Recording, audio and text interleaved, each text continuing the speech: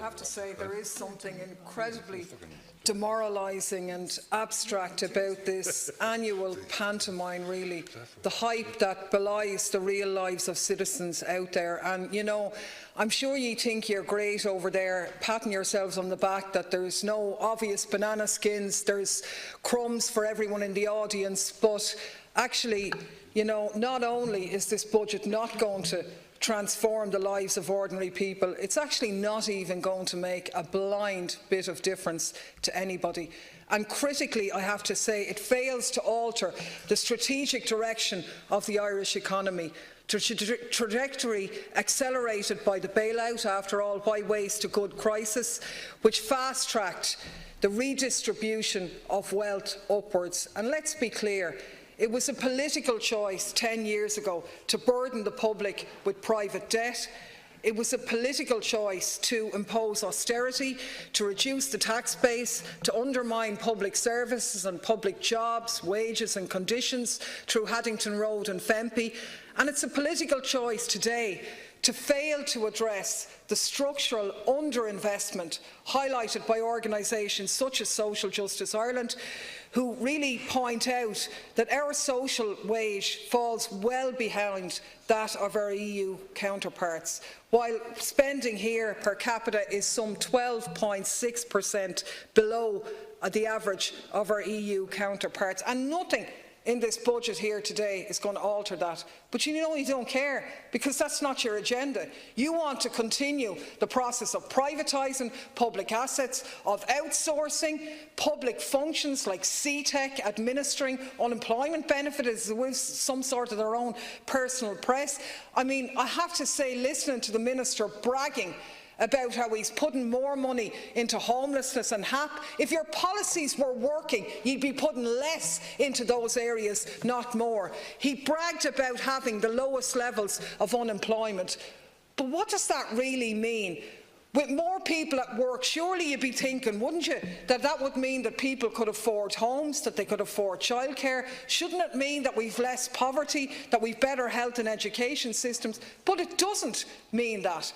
What it actually means is we've a new phenomenon, the working poor, where the state steps in to make up the failure of employers to offer a living wage. And a permanent pensionable job is as much a lie today as it was before the budget. According to the CSO, in the 10 years since the bailout, the numbers in part-time employment have increased by 33,700 and those in underemployment by 29,300. A recent survey of 1,000 bar workers by mandate showed that only 44% of them were in full-time work, 49% of them in vulnerable work, and a clear majority feeling that their hours were used as a stick to beat them. Similarly, in Dunnes Stores, 76% of workers on flexible contracts, whereas 98% of them wanted more stable hours. And what was the response to that?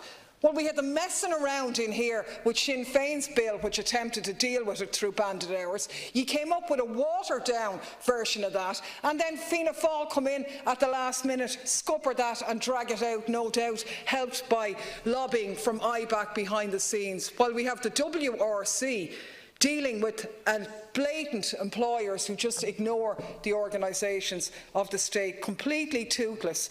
Tesco's, Lloyds, Dunnes and TK Maxx between them of 25,000 workers completely ignored, don't engage with the WRC. Lloyds Pharmacy getting contracts from the state.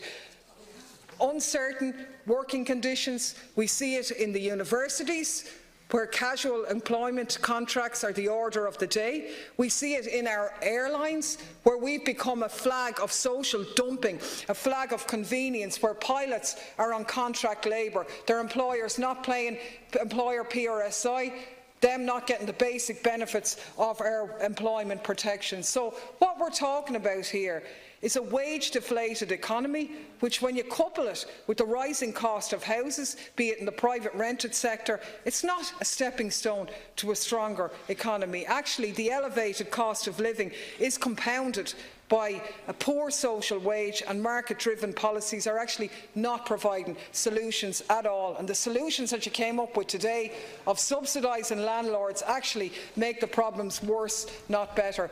I know we'll have time to debate more of these points tomorrow, Ceann Comhairle, but in conclusion, we have to say that we still have one of the lowest public spending budgets per capita in the EU, which is continuing to put our public services under enormous strains. We've one of the lowest effective rates of corporation tax in the world, and you set up a rainy day fund when outside the people are pointing out that it's absolutely lashing for those who are experiencing the housing crisis, and you've done nothing to alleviate that, while the giant elephant in the room is the catastrophic announcement yesterday of the impact of climate change and how close we are to the brink. And the Minister turns around and talks about step change and an incentive to put people in hybrid cars.